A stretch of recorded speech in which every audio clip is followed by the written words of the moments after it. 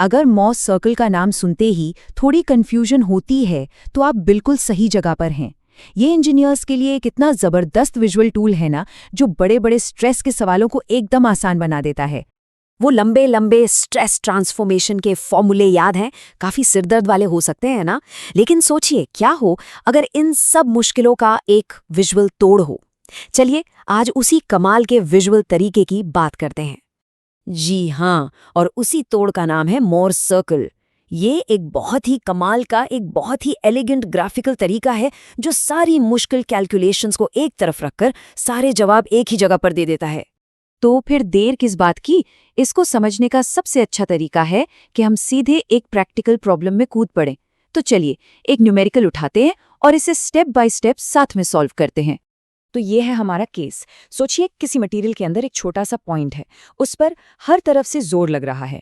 X direction में एक normal stress है जिसे हम सिग्मा एक्स कहते हैं, वो है 80 एमपीए। वाई डायरेक्शन में सिग्मा वाई है 20 एमपीए और साथ ही एक शेयर स्ट्रेस भी है टाउ एक्स वाई जो 30 एमपीए का है। अब हमारा काम क्या है? हमारा मिशन है ये पता लगाना कि इस पॉइंट पर सबसे ज्यादा स्ट्रेस यानी प्रिंसिपल स्ट्रेस और मैक्सिमम शेयर स्ट्रेस कितना है। ठीक है, तो प्रॉब्लम हमारे सामने है, लेकिन सीधे कैलकुलेशन में जाने से पहले 1 मिनट रुककर ये समझ लेते हैं कि ये मोर्स सर्कल आखिर है क्या और ये हमारी मदद कैसे करने वाला है।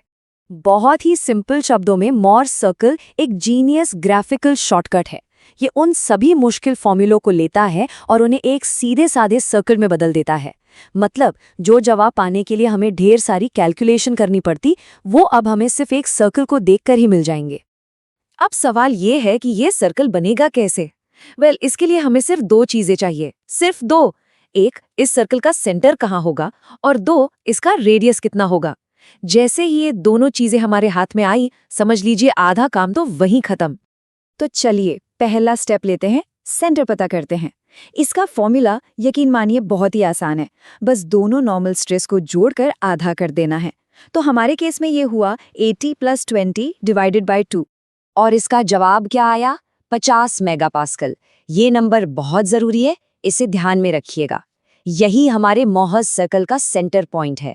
हमारी पूरी कहानी, हमारा पूरा ग्राफ इसी एक पॉइंट के चारों ओर घूमने वाला है। सेंटर तो मिल गया, अब बारी है दूसरी जरूरी चीज की, रेडियस। यही तो बताएगा कि हमारा सर्कल कितना बड़ा होगा। हाँ, इसका फॉर्मूला थोड़ा सा लंबा दिखता है, पर घबराने की बात नहीं है, बस हमें अपनी वैल्यूज को सही जगह पर रखना है। तो कैलकुलेशन होगी 80 - 20 का स्क्वायर बटे 2 का स्क्वायर प्लस 30 का स्क्वायर और फिर इस पूरे का स्क्वायर रूट। और इसे सॉल्व करने पर हमें मिलता है 42.43 मेगापास्कल। बस हो गया काम। अब हमारे पास वो दोनों जादुई नंबर हैं जिनकी हमें जरूरत थी। सेंटर है 50 मेगापास्कल पर और रेडियस है 42.43 मेगापास्कल। अब असली मजा शुरू होगा। अब हम इन नंबरों से तस्वीर बनाएंगे। चलिए अब कैलकुलेटर को साइड में रखते हैं और ग्राफ पेपर उठाते हैं। मतलब अब हम इसे विजुअली बनाएंगे और यहीं पर वो आहा मोमेंट आएगा जब सब कुछ एकदम क्लियर हो जाएगा। तो सबसे पहले हमें अपने एक्स और वाई एक्सिस बनाने होंगे। यहाँ एक बात याद रखनी है, जो हॉरिजॉन्टल एक्सिस यानी एक्स एक्सिस है वो नॉर्मल स्ट्रेस सिग्मा के लिए है और जो वर्टिकल एक्सिस यानी वाई एक्सिस है वो शेयर स्ट्रेस टाउ के लिए है। सिंपल। अब याद है वो पहला नंबर जो हमने निकाला था 50 एमपीए? बस उसे उठाइए और अपने हॉरिजॉन्टल एक्सिस पर 50,0 पर एक पॉइंट मार्क कर दीजिए। यही है हमारे सर्कल का सेंटर।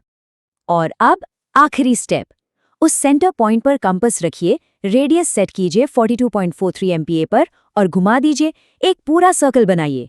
और बस ये जो आपके सामने है यही है मोर्स सर्कल। तो सर्कल बन चुका है और पता है सबसे अच्छी बात क्या है? सबसे मुश्किल काम हो चुका है। अब जो जवाब हमें चाहिए वो बस इस ग्राफ को पढ़ने से मिल जाएंगे। हाँ, इतना ही आसान है। चलिए देखते हैं। देखिए, हमें चाहिए प्रिंसिपल स्ट्रेस यानी मैक्सिमम और मिनिमम नॉर्मल स्ट्रेस। तो बस ये देखिए कि हमारा सर्कल हॉरिजॉन्टल एक्सिस को कहाँ-कहाँ काट रहा है। जो सबसे दाईं तरफ का पॉइंट है वो है हमारा मैक्सिमम प्रिंसिपल स्ट्रेस सिग्मा 1। ये कैसे मिलेगा? सेंटर प्लस रेडियस यानी 50 + 42.43 जो हुआ 92.43 एमपीए। और जो सबसे बाईं तरफ का पॉइंट है वो है हमारा मिनिमम प्रिंसिपल स्ट्रेस सिग्मा 2 ये मिलेगा सेंटर माइनस रेडियस से, यानी 50 माइनस 42.43, जो हुआ 7.57 MPa। देखा, कोई लंबा चौड़ा फॉर्मूला नहीं, जवाब सीधे ग्राफ पर है। और अब एक और बड़ा सवाल, मैक्सिमम शियर स्ट्रेस कितना है? इसके लिए तो कुछ करना ही नहीं है, ये बस हमारे सर्कल का रेडियस ही है। जी हाँ, सर्कल का जो टॉप मोस्ट पॉइंट है उसकी ऊंचाई, वही तो रेडियस है। इसका मतलब हमारा maximum shear stress tau max सीधा सीधा 42.43 मेगापास्कल है ना कमाल की बात? एक ऐसा जवाब जिसके लिए हम शायद लंबे लंबे डेरिवेशंस करते, वो असल में बस हमारे सर्कल का रेडियस निकला। यही तो खूबसूरती है इस मेथड की। तो हमने पूरी प्रॉब्लम सॉल्व कर ली है। चलिए एक बार फटाफट से इस पूरे प्रोसेस को रिवाइंड करते हैं और देखते हैं कि हमने क्या किया। तो ये है पूरा 5 स्टेप का गेम प्लान। स्टेप 1, जो स्ट्रेस दिए हैं उन्हें नोट कर लो। स्टेप 2, सेंटर निकालो। स्टेप 3, रेडियस निकालो। स्टेप 4, सर्कल ड्रॉ करो। और स्टेप 5, बस ग्राफ को देखो और अपने सारे जवाब पढ़ लो।